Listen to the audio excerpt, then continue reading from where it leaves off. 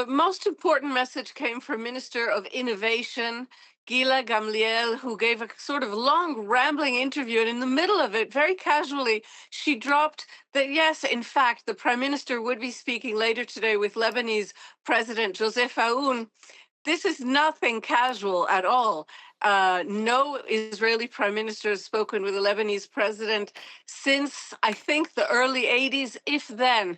And even then, it was a government of Lebanon torn apart by civil war, not the kind of legitimate sovereign government we're seeing right now in Lebanon.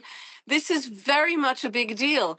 And in fact, it's a big deal even for the Israeli government that has absolutely been pushed into this by Donald Trump. I wouldn't be shocked if, in fact, that tweet is what informed the Israeli government that Prime Minister Netanyahu would be speaking today with President Aoun. We haven't heard otherwise. So for now, I'm assuming that's the case.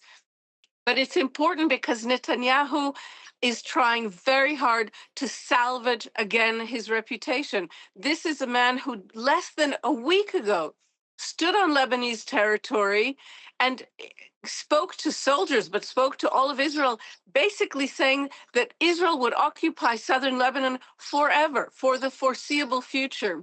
That the only way to guarantee the security for Israel's north was to keep fighting and fighting. And within a matter of days, we see him now accepting what appears to be an American order to go in another direction, to go the route of diplomacy.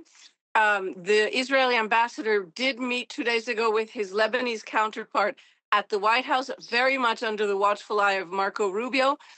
Yesterday, we began to hear talk, and this was acknowledged in Israel, that a possible ceasefire is in the offing. One imagines that this ceasefire will also bring about the withdrawal, certainly of most of Israeli troops from southern Lebanon. And here we have today what appears to be the first real diplomatic outreach. This is the sort of phone call that Netanyahu won't be able to deny in the next month or two and say either to Israelis or to Donald Trump, I never had anything to do with it. So we're seeing a boxed in prime minister, but possibly taking Israel in a direction that could open up a new diplomatic route.